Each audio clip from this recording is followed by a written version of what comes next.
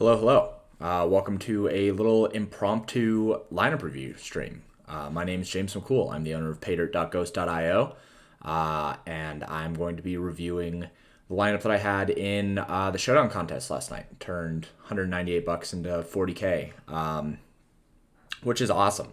Obviously, I celebrated by eating some cookies last night. I had some crumble cookies. I don't know if you guys have them where you're at. I don't know like how big of a franchise crumble cookies actually is, but crumble cookies are delicious, and if you have any of them near you, then you should get some because they're fantastic. So I had some crumble cookies last night to celebrate. Stayed up a little bit past my bedtime, and today is kind of like when I'm figuring out what I wanna spend it on.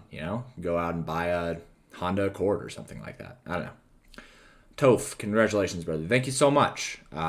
It's, a testament to the grind, right? Like, I have been entering that 180 all year because consistency is really important, and I'll kind of talk about that here in a second. But feels good to be on the right side of a coin flip. Been pretty close a couple times this year with Showdown contests and with Baltimore, in general. Like, I've kind of been riding Baltimore most of the year and trying to get them right and trying to get them in a spot where I could actually utilize their upside, and finally was able to actually realize that and put Lamar Jackson and that rushing ability to use in DFS. So pretty happy about it. But for the most part, I just kind of wanted to do this to break down a little bit of kind of like my thought process and the way that I went into building the lineup that I did last night.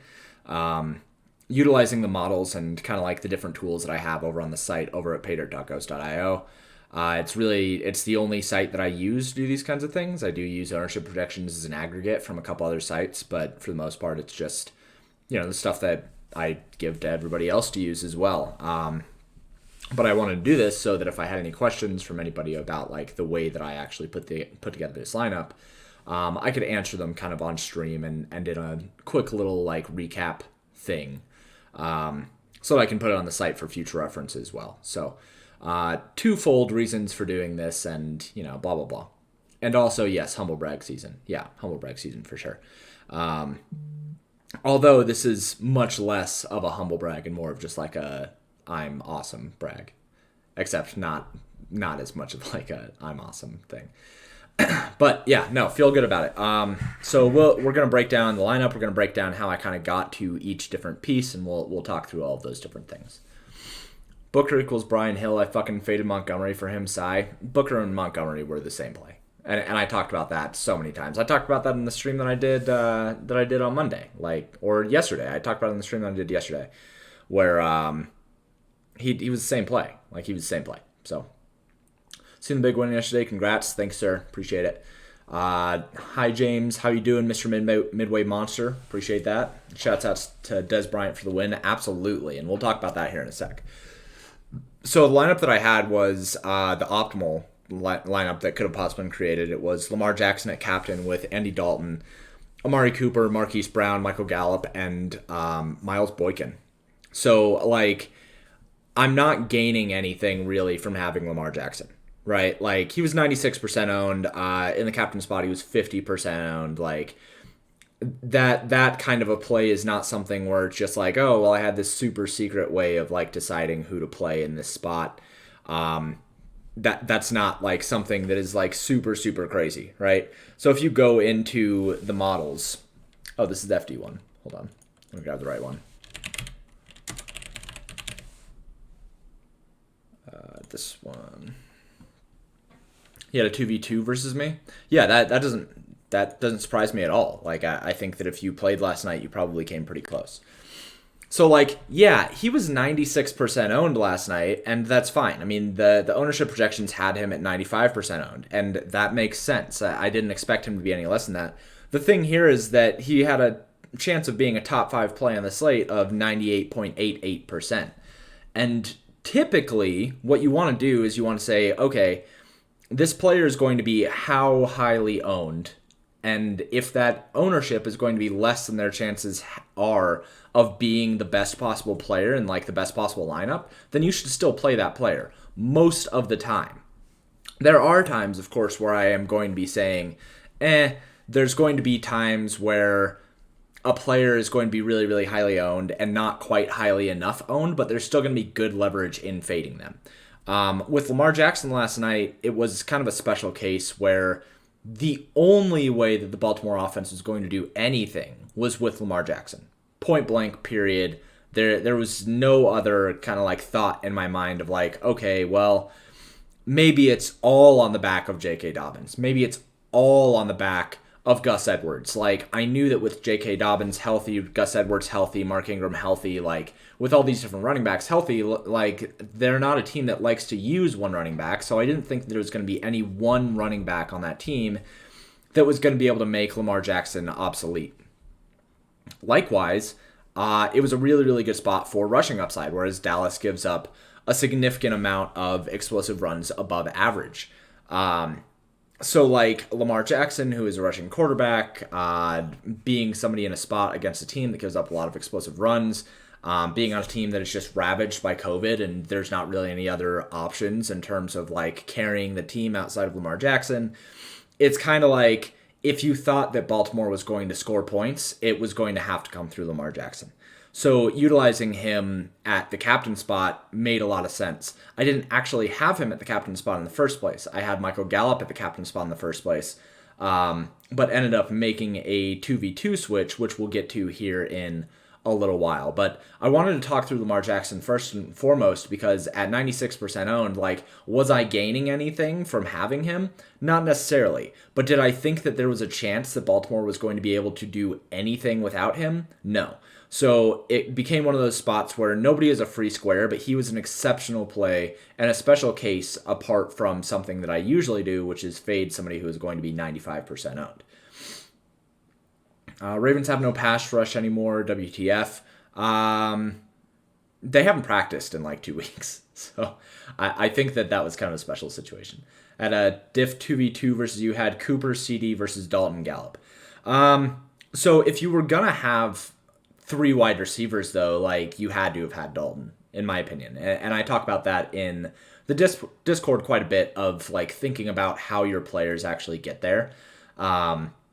Like, if you have 3 wide receivers in any given lineup, whether it be in Showdown or whether it be in a regular slate contest or a main slate contest or whatever, like, if those 3 wide receivers are going to do good enough for you to get enough raw points or enough value to win a GPP, then they very likely all scored a touchdown or had 100 plus yards, right? So if that's the case, then the quarterback obviously would have had either 3 touchdowns or 300 plus passing yards or both. And in that case, the quarterback's going to score 25 plus fantasy points, and that's a situation where that quarterback is likely to outscore at least one of those wide receivers. So utilizing 3 wide receivers on a showdown slate, especially without a quarterback, doesn't really make a lot of like logical sense in the way that your lineup is actually going to find its upside. You have to really, really think through, especially in showdown. In main slates, like, you can kind of have some wonky correlations that maybe are a little bit thin. Like, maybe you have some spots that, you know, maybe you have all 3 Dallas wide receivers and you have Josh Allen instead of Andy Dalton because Josh Allen still has more upside than Andy Dalton. It's like, all right, if you want to throw a lottery ticket out there in the millie with that, then do your thing. But in Showdown especially, you really, really, really have to think about your correlations. You really, really, really have to think about the way that your lineup comes together and the way that your lineup actually wins. So, like, looking at my lineup from last night, the way this lineup wins is by saying, okay, Lamar Jackson and Marquise Brown end up having a pretty decent connection since there's really no other starting wide receivers here and like no backup wide receivers, right, without Des Bryant. And then they get a pretty decent lead through the air. And then the Dallas team has to come back from behind and they have to be passing in the second half, which is going to give Andy Dalton, Amari Cooper, and Michael Gallup plenty of upside in the second half. So, like, with this kind of a lineup, I knew what I needed to happen. I built towards a specific game circumstance. I built towards a specific correlation, and I built towards a specific thing that needed to happen for me to end up finding success in showdowns. You'll find that as like a common theme a lot of the time when people are writing about showdowns. They're talking about, okay, what needs to happen? What scenarios are actually happening? And when people are building out their MME lineups, you know, the guys like Drewby and Big T, like those guys when they're building out Showdown lineups, the way that they build their MME is by building in certain scenarios. They build groups to fit a certain scenario. They say that they want to have a certain group where J.K. Dobbins carries Baltimore. So in that lineup, in those lineups, when they run their MME, they're going to have a group that says, if it has J.K. Dobbins, don't have Marquise Brown because the passing game won't be important. Or if you have J.K. Dobbins, don't have Devin Duvernay or something like that. Like, they're going to build groups towards those scenarios. So that's what I did with one lineup. I only build one lineup for Showdowns. I only build 3 lineups for main slates because it works better for the way that my brain works. But it's still doing the same thing. Like, all that I would do if I was going to MME this is I would build out groups that say specific game circumstances that would give me a good chance to win and find my upside. So that, I mean, you can see that in my lineup. Like, I built for Lamar Jackson carrying really, really hard for Baltimore, Marquise Brown being the main beneficiary of the passing game, and then Dallas passing from behind trying to catch up. Miles Boykin was a very specific play that I'll talk about now, where when you go and look in the backlogs for the range of outcomes, in the overall ranges, like, you can see that Devin Duvernay at $800, he was already going to be projected for 32% ownership when you are just like when you have everybody playing. And this is before the Dez Bryant news. Like, I ran this before the Dez Bryant news. So he was already projected for 32% ownership. And then Dez Bryant got ruled out with COVID. So automatically what people are going to do is they're going to say, okay, well, I was playing Dez Bryant as a wide receiver too. Now it's just really, really easy to just swap straight over to Devin Duvernay. And so I knew that his ownership was going to be elevated specifically from that. Devin Duvernay is probably a pretty okay play, right? But as a top 5, top 8, top 10 play, like, maybe he deserved like 35% ownership, maybe 40% ownership. But he was looking at that point 55 to 60% ownership. And I said it in the Discord last night. Yeah, people are going to swap directly over from Dez Bryant to Devin Duvernay, but people are not going to go Miles Boykin. And that comes from a couple different things, right? If you go over to the Air Yard search, which is a free tool on the site if you don't already utilize it, you can type in different players' names, and you can see what their usages have been and how they have been utilized. Let's see if I can spell this right. There we go. Marquise Brown and Dez... Or no, let's put in Miles Boykin. Right, so you can see how players were utilized. You know that people are looking at Devin Duvernay, who had 75% of the snaps last week, and then when Dez Bryant got ruled out, people are like, oh, he's going to play all the snaps, and he's going to get plenty of targets, and blah, blah, blah. And that's fine. Like, I mostly agree with that. I think that, like, after Dez Bryant got ruled out, he's pretty much a lock for 80+% of the snaps, and was likely to have a pretty decent target share. But Miles Boykin in week 12, week 11, week 10, like, nobody's going to play a guy who didn't get any targets while he was playing in these games. Hasn't had 10+% of the air yards, 10+% of the targets on the team since week 8. Like, people are automatically going to play Devin Duvernay. So there was a lot of edge, a lot of direct leverage in having Miles Boykin at a similar price. Like, Devin Duvernay for $800, going to be 60% owned. And then Miles Boykin at $600 is going to be like 7% owned. So that was the main leverage point that I wanted to have on this lineup. It would have been very easy, and there were a lot of people that just ended up going with, instead of Miles Boykin, they ended up going with Devin Duvernay because that was the thing that was easier to do. That was the thing that made more sense to a lot of people. And while that is true, the thing that makes sense in Showdown isn't always the way that you should go about things, because Showdowns are highly variant, and predicting the future is really, really hard. So when 60% of people are going to be putting their money on a fringe wide receiver 4 on a team that's getting increased snap counts, when another fringe wide receiver 4 is going to be getting increased snap counts at the same price and it's going to be, 1/8 of the ownership, you should almost always play that player. And that was the main decision that I made here to differentiate myself. That was a very, very easy decision for me to make as a player, because I didn't play this last night to cash. I played it to win. So if I can get a 7% owned player at the same price as somebody who's going to be 60% owned, That's a decision that I want to make. Me and Jordan Blender talk a lot in the theory of DFS about relative value. And this is a perfect example of relative value. Whereas if the majority of the field has Devin Duvernay and he's 60% owned and he gets you 5 fantasy points, but Miles Boykin is 9% owned and gets you 15 fantasy points. Like, those are massive relative differences. Miles Boykin is a massively better play because he's only 9% owned and got 3 times as many fantasy points. And now you're really only competing with that 9% of the field that ended up having Miles Boykin. So that was a huge decision that I ended up making. And something that I really, really wanted to get across in this little short recap. Answer a couple questions here really quick. Was I watching when Cooper got that TD late? No, actually, I was not. I turned it off and like I was just kind of like sweating it out and sitting there like we were watching some YouTube videos last night and we were watching South Park. I think we were watching South Park last night while I was just like sitting there sweating. But no, I didn't watch that late TD. I did watch the last drive though with Dallas while I was sweating out first. You played fucking Luke Wilson. Better off just starting lineman. Yeah, he's basically a lineman. What are my thoughts on defense and kickers and when to allow them? I think that you should pretty much never play defense in Showdown. They're just like it's crapshoot. They're generally the defenses that you want to play in Showdown are generally overpriced. And most of the time, like a median outcome for defense is something like 6 to 10 fantasy points, which is fine if you think that no other players in the entire slate are going to score more than 10 fantasy points. And if you think that that is not going to happen, then maybe you should be playing both defenses since if no other players are going to be scoring more than 10 fantasy points, then you play both defenses and you lock in 8 to 10 fantasy points from both defenses. But for the most part, like you don't want to play defenses in Showdown unless you're in an MME script.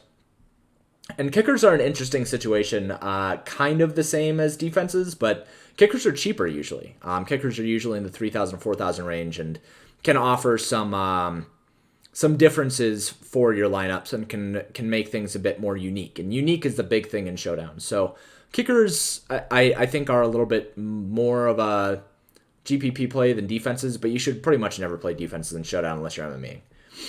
Did I play FanDuel too? No, fuck FanDuel. And absolutely fuck FanDuel when it comes to single game contests. Because on FanDuel for single game contests, they make it so the salary cap restraints don't matter. And that vastly lowers the expected value of your lineups when you're building for single game. Because if you're when you're playing Showdown, your only goal should be to dupe with as few people as possible. I duped with 5 people in the 180, and I'm honestly surprised by that because Boykin was only 9% owned. It just so happened that 5 other people also had this lineup. But when it comes to FanDuel, you can make the optimal lineup significantly easier because the restraints don't matter, and that makes it so that duping is much, much, much more plausible across all contests. And if you're cutting with 200 people for first, you didn't actually do anything. You won that contest, quote unquote. But over the long term, if you chop 200 ways for first, that's not going to help you actually overcome the rake that you are paying and the losses that you're accruing on your way towards those wins. So just don't play single game contests on FanDuel. It's about the worst expected value thing that you can possibly do in DFS, and I mean that with no hyperbole. It's a very, very bad decision to make. With 4 players that highly owned, 50+% are usually okay with 4 highly owned players, or was it specific to this slate? So I didn't necessarily think that Michael Gallup was going to be over 20% owned. I thought that he was going to be a little bit lower. But on a Showdown slate, the main thing is being unique. And I knew that with Miles Boykin being under 10% owned, I was automatically going to be very different from a vast majority of the field. I was hoping that less people would be on Andy Dalton. He ended up 50% owned. Ownership projections had him a little bit lower, I think. Or maybe he was around 50% owned. I don't remember off the top of my head. But yeah, when it comes to something like this, Boykin, I thought was going to be such good leverage that I just kind of ate the chalk on the other things. And like I mentioned with Lamar Jackson, he was such a good play that it didn't really matter what his ownership was going to be. Like, if he was less than 99% owned, then he was still going to be a good play on the slate. At 100% owned, then you don't gain anything. It's just a free square. But considering only 50% of people had him at captain, that made him a better play at captain for sure. But no, I mean, usually I want to have one player under 10% and one player under 20% when I'm playing showdowns, and that's pretty much the only like hard numbers that I actually want to care about. After that, it's mostly about trying to be unique, and I talk about that a lot in the Discord. And if you're not trying to build to be as unique as you can be, then you really shouldn't be playing showdowns. The last thing that I wanted to talk about really quick was Michael Gallup versus CeeDee Lamb. And that was a situation where I think that a lot of people went CeeDee Lamb, and I'm fine with that. But it's worth looking at the usages of the players leading up to this game, because this was a pretty crucial decision that I ended up making as well. So when you look at this in the air yard search tool, like, Amari Cooper is obviously the man, right? Like, he has the best averages here. He ends up with the highest air yards. He ends up with a significant amount of the targets. He ends up with a pretty damn good ADOT, over 10, and his PPR points averages are better than the others. And then when you look at the other two, when you look at CeeDee Lamb and Michael Gallup, a lot of people assume that CeeDee Lamb is the more valuable player because he gets red zone targets. And while red zone targets are fine, they don't really make up for missing out on targets and missing out on air yards. CeeDee Lamb doesn't really get that many of the air yards. Over the last 5 weeks, only 18%, whereas Michael Gallup is ending up with 25%. He's also ending up with not as many targets as Michael Gallup, where Michael Gallup is at 22%, and CeeDee Lamb's only 18%. Michael Gallup also has had more red zone work over the last 5 weeks and a higher snap count. So when you look at this, like, a lot of people played CeeDee Lamb last night, and they really shouldn't have. Like, he should not have been higher owned than Michael Gallup. And it kind of comes down to a situation where people saw that CeeDee Lamb was more expensive. People have seen that CeeDee Lamb is averaging more fantasy points. But that's why you don't play based on box scores. That's why you don't play based on results and play based on the fantasy outcomes. You play based on what leads to the fantasy outcomes. Michael Gallup is getting more important targets. He is getting more air yards. He is getting more of the targets over the last 5 weeks. And frankly, if you look at the season long and you say, oh, CeeDee Lamb has been better season long, like, this is not the same Cowboys team that we had at the beginning of the year, right? So Michael Gallup, like, if you went and just used the air yards tool, which is something that I use for every single showdown, for every single main slate period, like, you'll see it in my line movements articles, you'll see it in my team notes that I post Sunday morning for the site. You'll see it on streams. Like, I use this tool in the opportunity search tool a lot. Like, you could have seen that Michael Gallup was, frankly, the better play and was cheaper. So it made a lot of sense to use Michael Gallup last night with Amari Cooper, knowing that those two were kind of like the guys going into a game where if you needed a shootout, those were the two that you wanted. So that's pretty much like the breakdown of how I came to this lineup, right? Like, Lamar Jackson, Baltimore is not going to move the ball without him. Marquise Brown, the only actual wide receiver on this team that has any like true usage and like true starting ability, followed up with Andy Dalton, Amari Cooper, and Michael Gallup as the top 3 options for Dallas, and then using Miles Boykin as direct leverage on one of the most popular plays on the slate. And that's pretty much how I came to it. Utilizing the tools on the site, making sure that I am having the best possible players, utilizing a win condition, which is Lamar Jackson. He has to produce if Baltimore is going to produce. And then using direct leverage with Miles Boykin against a very popular Devin Duvernay. So I'll take 1 or 2 more questions, and then we're just going to kind of like shut this off. I just want this to be a quick like kind of breakdown of things. For the percent of times player reaches top lineup 3x, 4x, what's a good resource to read up on that topic? Can be anywhere from even a textbook. I'm fine with that. And will you have that for NBA? So you can always ask me questions about it in the Discord if you are a subscriber to the site. Again, like, I'll type it here just in case you are not a subscriber to the site and you are interested. But you can go to paydirt.ghost.io. And I will always answer any questions in the Discord. For the percent of time that a player reaches top lineup 3x, 4x percentage, stuff like that. Specifically, what these are. So I run simulations at a player level for each sport. And yes, I do it for NBA, and it's even better for NBA as well. But I run player level simulations, 5,000 player level simulations for each player on the slate based on their baseline stats that we have. And what that means is I'm able to measure based on the baselines for Lamar Jackson. Over 5,000 simulations, he has a median of 25.3.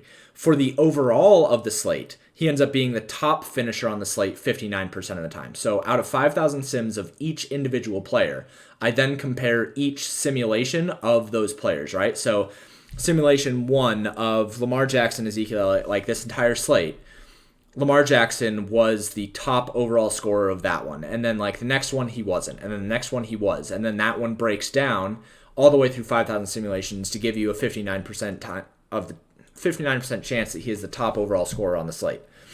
Top 5, same logic, where it's just saying that 98.88% of the time after 5,000 simulations of every player on the slate, he is a top 5 finishing player on the slate in terms of fantasy points.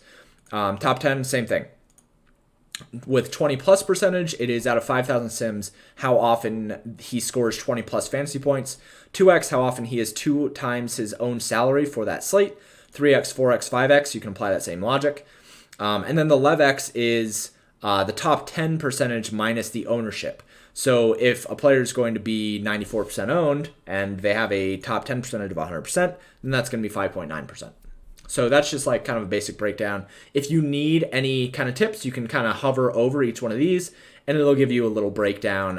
Not quite as in depth as what I just broke down, but it is still something that like if you need a little refresher, then it'll tell you those things. So that is going to do it for me. Thank you for tuning in. I'm going to put this up on the site as well, but I just wanted to break down my thought process on the lineup last night since it was something that people have paid attention to. But I will be active in Discord later on today. The NFL models for Week 14 are already populated if you want to go run into those. But thank you so much for the support. Thank you so much for tuning in. And I will talk to you guys at a later date. See you later.